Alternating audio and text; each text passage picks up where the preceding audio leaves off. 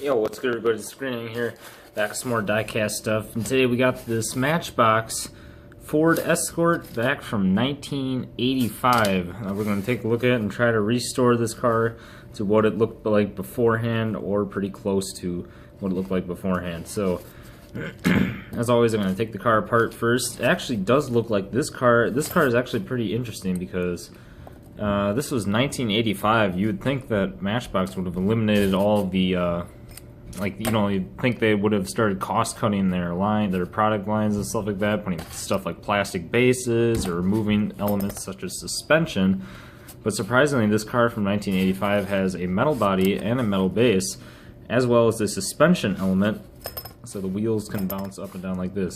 Now, this car isn't in too bad shape other than the paint. Here's the actual body itself right here. I do like the look that Matchbox gave this car with this little decal on the side, so I'm going to try to replicate that and restore it back to what it was before. It almost looks like this car was somewhat like it was dunked in some glue or some food even, because there's something very sticky on the hood. God knows how old that hair on the hood is there. There's some discoloration on the bracket there, but other than that, it doesn't look like the car has been stepped on like most of these convertibles. You know, it's a little bent there, but I can fix that up real quick.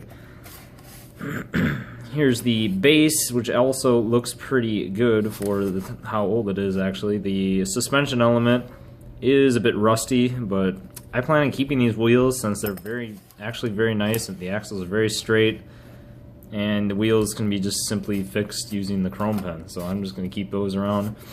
Then we have, this seems to be a secondary interior piece. So we have this gray interior piece here, which I'm just going to clean up with some soap and water. See, this is actually a pretty basic looking interior. Nothing really much to it. Sometimes there's some little shifty knobs or grooves on the seats. That one's pretty basic.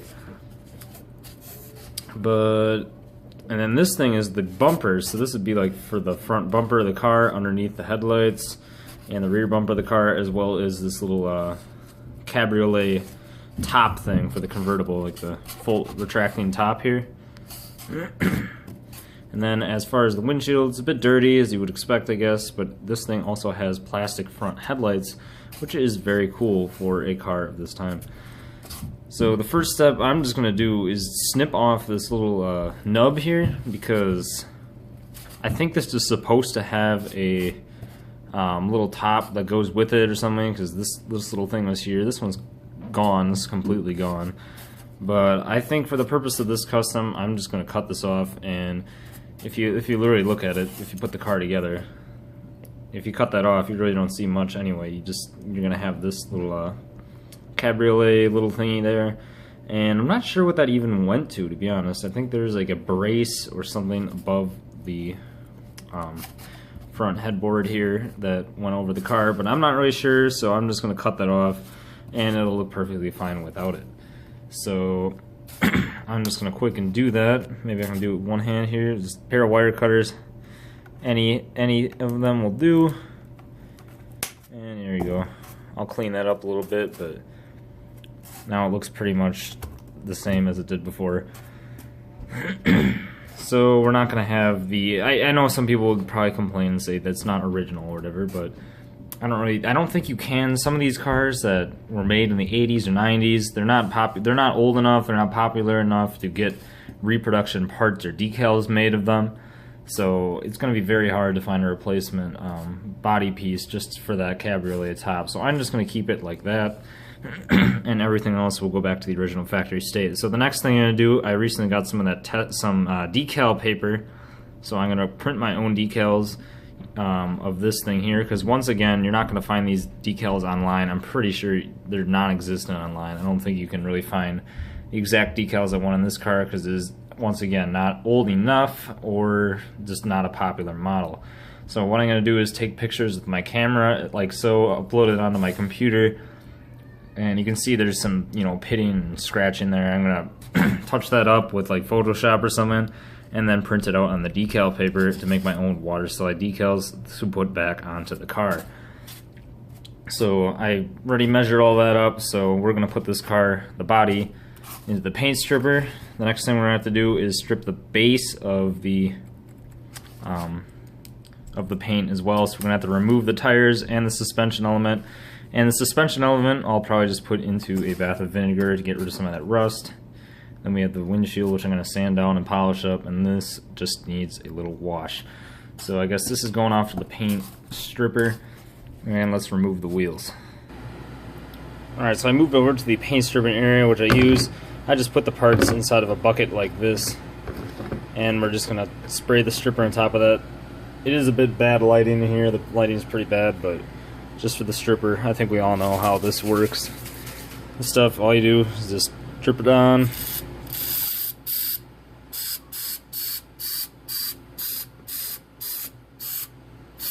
Spray it on like that.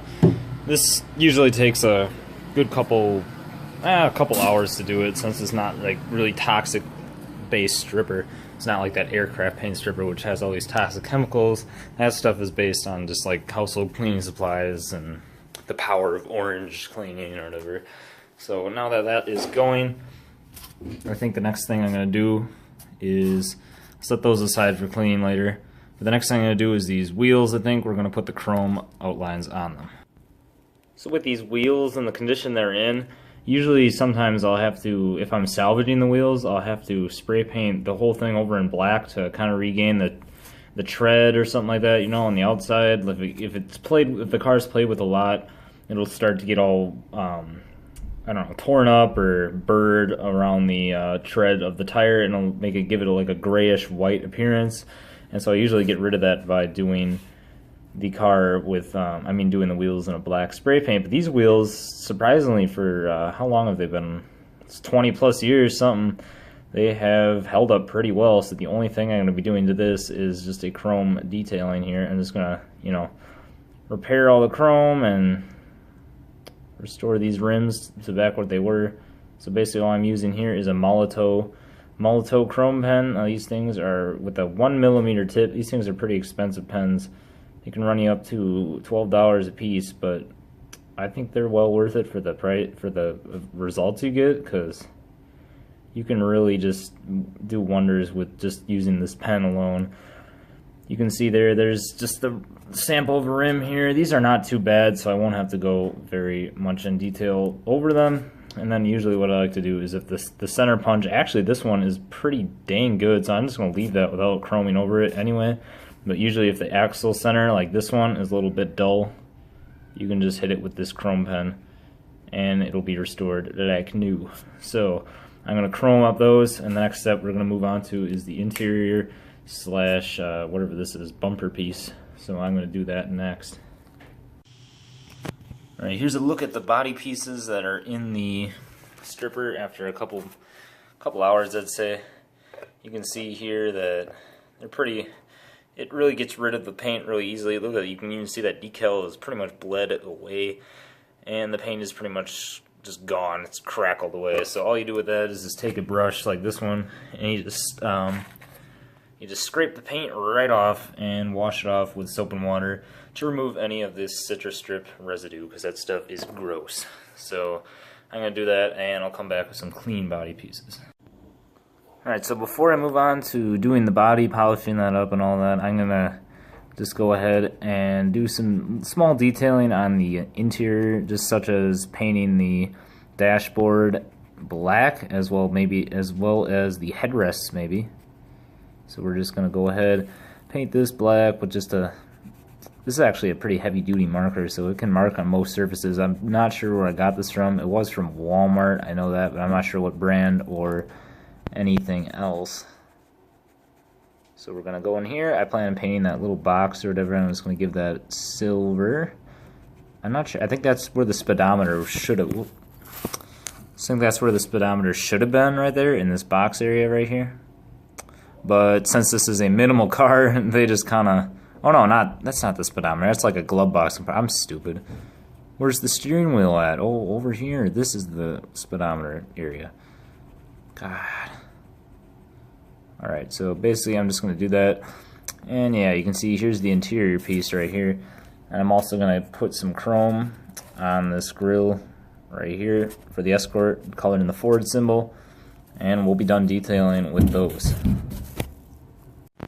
Okay, so now we have the bodywork taken care of. It's time for the paint. So what I did with this car is, I think this is it.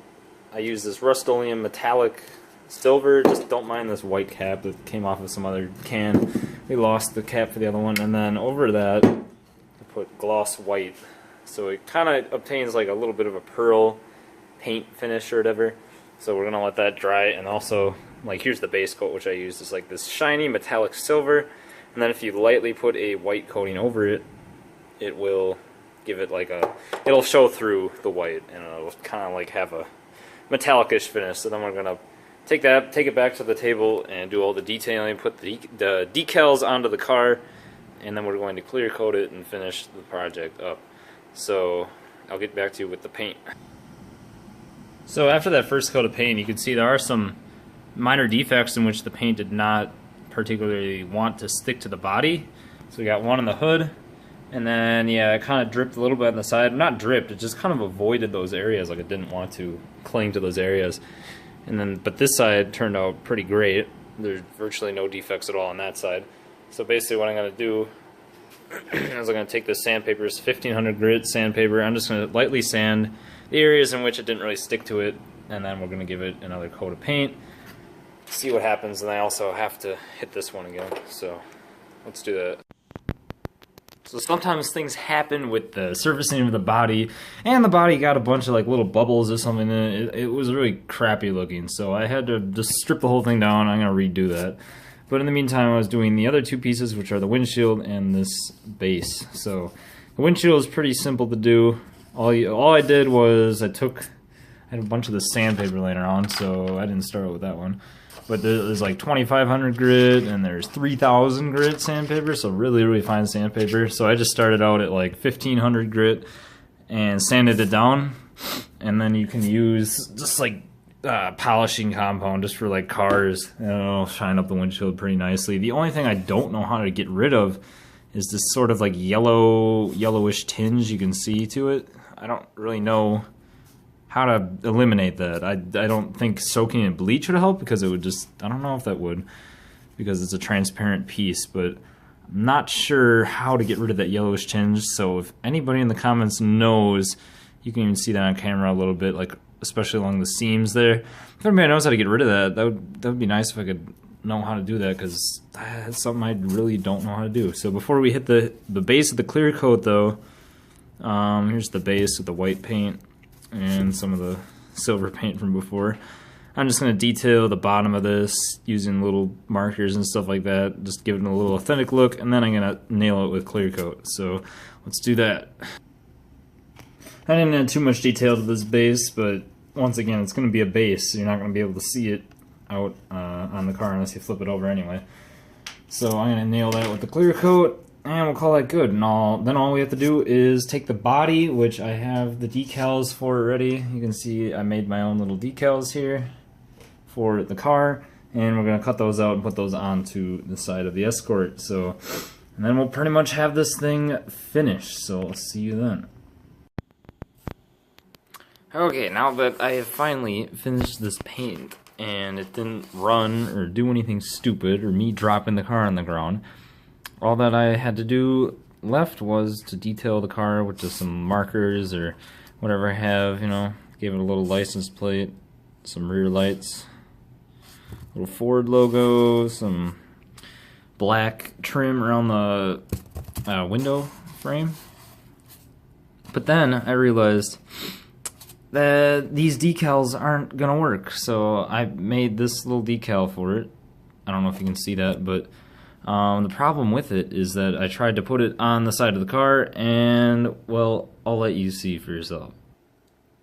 So the problem with these is that you needed to put some like sort of decal bonding solution onto the decal paper, but I didn't have that, and instead I watched this YouTube video where the guy said you can use hairspray instead of the decal bonder to create the same effect. Well, unfortunately, either I wasn't using the right hairspray or he was completely wrong, because as you can see here, I put the decal in the water, whoops, let it sit for a little bit, as you should, and then when you go to take it off and put it on the car, it will begin to run. I'll show you that. Oh. You can see there already, the ink is starting to bleed straight off the paper, and then if I try to remove the water slide, it's completely destroyed. So yeah, I'm gonna have to classify this car right now as probably a failure because I can't complete the restoration without putting those decals on the side of the car. So what I'm gonna do is just buy some of the decal bonder and try it again later, but for now this Escort is classified as a fail because of two things. One was that decal situation, and the other one was the paint. This car here, as you can see in front of you, had to go through 4 different coats of paint before I finally got the coat you see now. Like not just 4 coats of paint, 4 different tries. I had to strip the car down 4 times to get what I had now because I'm an idiot. So I'll put the car back together and show you what it looks like for now, and then I'll keep explaining about what I did with the paint. Okay, here is what the car looks like all put back together, just without the decals on the side. On the side. So yeah, as you can tell with the paint, I had to go through a lot of crap with this paint because I live in the middle of Antarctica, so I have to warm up the paint in like a bowl of warm water before I do that. But sometimes the paint gets so cold down in my basement that it doesn't warm up properly and it comes out all weird and clumpy. And that is what happened the first time, and I had to strip it the first time. The second time, I tried putting a base coated primer on the car and then tried spraying the white paint on, but the white paint decided it wanted to crackle and break apart and stuff like that. So that was fail number 2. So I had to strip the car a second time because the paint crackled up and bubbled up. And then the third time was just me being a moron with the pliers, and I accidentally let the car go out of the pliers while I was painting it, and it dropped on the ground, and there's a big smear of paint on the hood and a bunch of dust from the ground got stuck into it. So that was fail number 3. And then fail number 4 was that once again I tried with the primer, and once again it crackled or something for that reason. I don't know why it crackled. It decided to just create this terrible looking texture on the car. So I guess this is coat number 5 actually. I've realized I missed one. This is attempt number 5. Well, it's not seated on the base correctly, but yeah, so the 5th attempt I just decided, you know, F the primer, and I just went with just spray coated it over sanded bare metal, and that worked. So I guess don't use primer. I mean I guess so. That's what I'm trying to say. But yeah, that's where we're at here. Here's the Ford Escort without his decals. I'll probably just slap them on there. Probably won't make another video of this car, but if you like this car, I think it actually turned out pretty nice with just the details and everything. This does have plastic headlights, so if you want to stick some LEDs in there, you could have a working headlight car. So for now, I'm just going to probably just screw this car back together and leave it down here to sit until I get some new decals for it. So I hope you enjoyed this epic fail video, and I'll see you guys later. Goodbye.